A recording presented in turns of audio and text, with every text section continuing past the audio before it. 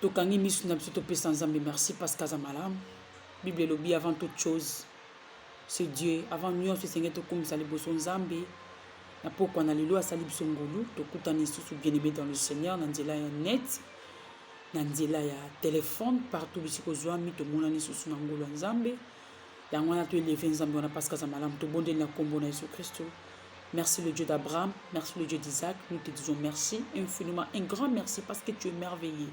Merci nzambe na bilaka nzamba nguya nzamba makasi na mokolo kitoko pesi biso na prédication malamu pesi biso na pokwa na lelo sikete le kumu kemo masanjoli ezonga mobele pai na yo père na kabi momo na sama boko na yo yawe ezala nzambe na biso ya libandeli pe suka Yesu masiya moto akobika kaka na lipate kasi bobele na liloba nyonso ezobima katikati na liloba na monoko na yo Yesu masiya na pokwa na lelo maloba ezobima epai na yo nkolo Yesu kasi ezobima epai na ngate naza simple instrument ya pamba yo utiliser ngai tikete mono seko ya maloba o na pokwa na lelo papa abikisama bon mo na ye échanger dans le nom de Jésus-Christ na kombo na Yesu amen to beteli Yesu Christ na boko amen. Ah, Yesu aza malamu aza bolingo bien-aimé dans le Seigneur na Yesu na ndako na pokwa na lelo na Yesu kokutana na yo na pokwa na lelo nzambe na biso aza malamu thème na biso ya nende tolobela chaque jour c'est Dieu d'abord. Dieu d'abord lelo memeli biso prophétesse Michael lelo memeli biso tokolobela sur la bénédiction en abondance amen.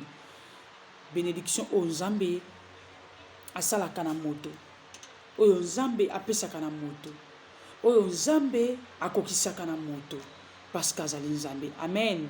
Nazolobela moto moko na pokwa na lelo alléluia tikete bénédiction lelo komela na kimia na sengo na ndako na yo na kombo na Yesu Christ alléluia tikete pokwa na lelo ezala pokwa na sengo bien-aimé pendant que paroles ezokota na ndako na yo d'une manière de foi d'une manière de l'intelligence d'une manière de la sagesse bien-aimé dans le Seigneur Saint-Esprit na tongo na lelo na pokwa na lelo na midi ya lelo akotisa sengo na ndako na yo akotisa lisusu ya kokamwa bisika oyo ezobima mai te ebimisa mai dans le nom de Jésus na kati ya désert bien-aimé dans le Seigneur Moïse abetaki nzete na libanga pe bikamwa na nzambe esalamaki nzambe abimisaki mai pe bana Israël bamelaki na kati ya désert bien-aimé nzambe anokisaki mbula ya mapa pe mbula ya misuni na pokwa na lelo nzambe anokisa mbula mapa mbula misuni nandakuna yo au nom de Jésus-Christ de Nazareth. Alléluia.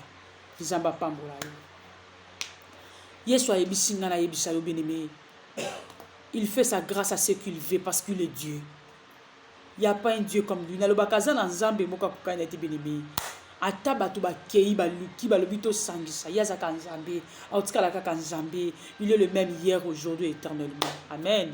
Nzamba pambola biso na pokwa na lelo parce que aza nzambe malamu nzambe oyo akutanisinga no na pokwa na lelo bien-aimé azala kaka nzambe na ndako na yo bien-aimé tie na première place na bombo na yo azala na première place parce que aza nzambe kotie eloko moko na première place te bien-aimé koloba te ke nzambe atikanga nzambe atikaka mutu te c'est lui le maître des temps et des circonstances na kati ya libulu bien-aimé na kati ya libulu ankosi bien-aimé Daniel bien-aimé alors qu'il est Dieu des circonstances amen asa ya circonstances na bombo na pokwa na lelo na ndako na yo amen pesanga amen a nzamba pambola yo na kombo na Yesu bien-aimé soki nzamba linga pambola yo atuna mutu te soki nzamba linga tombola yo atuna adresse na yo te soki nzamba linga changer yo atuna identité libota na yo te nzambe tango abengi nga tuna ki identité libota na nga te bien-aimé le to kobeta histoire ya Abraham alléluia nzamba pesi biso masese moko mokie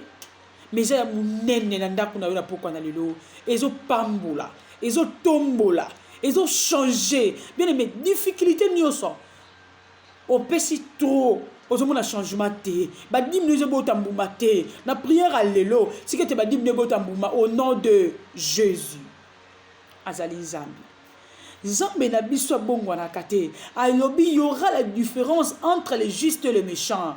Bien aimé, ce qu'on a juste, il faut différencier ça là. Ceux qui posent un méchant, il faut différencier ça là. Parce que la Bible nous dit ça. Malachie chapitre 3 verset 18. Zamba pambola biso na pokwa na lelo. Nazolo bela moto moko alona kanelanga na nzambe. Nazolo bela moto moko achaka foi na yepa na Yesu. Nazolo bela moto moko achaka considération nepa na nzambe. Nazolo bela moto moko atelaka chef na ete. Kazalo bela moto moko atelaka le roi des rois. Alléluia. L'été qu'on décevoir yo. Mais quand ça a impayé pendant 10 mois ba futaka yo te. Mais Zambé, bien aimé, impayé pas ya Zambé za la kate. Alléluia. Le Dieu des miracles. Pour tombolanga, pour pambolanga, bien aimé, à tout le qui adresse te. Baboti nanga soki ba uta wapi non. Yeka kanzamba sali kaka na lo lenge na bonzambe. Na poko na lelo, apesi ngai prophétie moko na yako ebisa yo. Avant que to banda li solo ya Abraham, to beta na prophétie na pesi na poko na lelo pona yako ebisa yo. Mokanda na Esaïe chapitre 8 verset 1 à 3. Totanga kamu qui est bien aimé dans le Seigneur et Seigneur totanga maluba na Nzambe prophétie oyo Nzambe apesaki na mosali na ye une prophétesse de l'Éternel, prophétesse bien aimée Nzambe alobelaki ye apesaki ye maloba moko ya mukieme ya motuya oyo eyaki kobongola oyo ememaki changement tikete malobo na ye lelo na poko na lelo emema changement na ndako na yo na kombo na Yesu Kristo. Amen. Dieu va faire encore. Louange, louange, louange à Jésus-Christ est roi. Notre Dieu, le Dieu créateur. Amen. L'Éternel me dit ceci. N'a pas quoi dans le lot. Amen.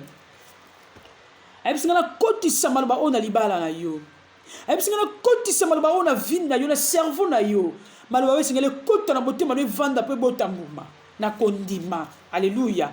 Reçois la bénédiction de l'Éternel. Ce n'est pas la bénédiction de maman Michael, mais de l'Éternel. Alléluia. La Bible nous dit ceci. L'Éternel me dit, prends une grande table et écris dessous d'une manière intelligible qu'on se hâte de piler qu'on s'est précipité sur les boutins. J'ai pris avec moi des témoins d'une de foi. Amen.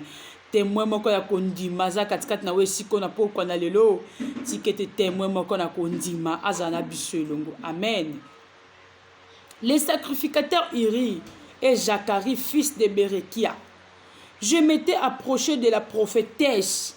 Elle conçut et elle, enfantant un fils, l'Éternel me dit, donne-lui pour nom Maher, Shkal, Shakai, Bags. Amen.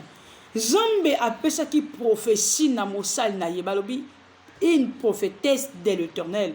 Amema qui prophétie na mwasi moko Nzambe abisabi comment yango d'une manière intelligible. Donc na boyebi nyonso na mayele nyonso. Donc prophétie elo na pokwa na lelo na ye nango liboso ndako no bien aimé na mayele nyonso. Alléluia. Avant que tout banobeta liso na biso teki na mokanda Genèse chapitre 13.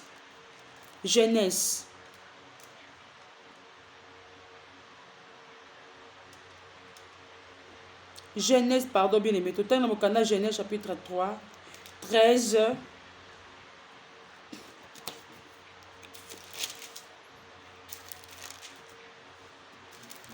Tout le temps, Genèse 13. Genèse 13, verset 1. Eza mwa moulayi. J'espère que nanda kuna yo ko j'attends. Ya kotanga yango. Amen. Abraham remontant d'Égypte vers le Midi, lui, sa femme et tout ce qui lui appartenait.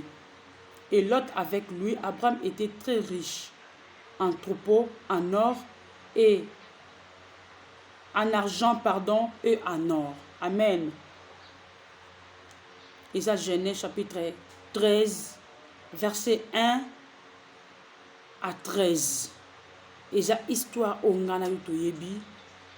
Il y a Abraham, Abraham, na Lot, na Sarah, bakendaki na mboka en Égypte.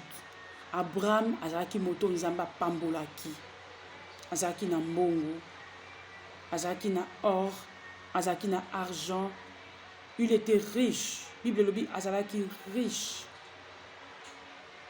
Amen. Azalaki vraiment riche moto na bozu.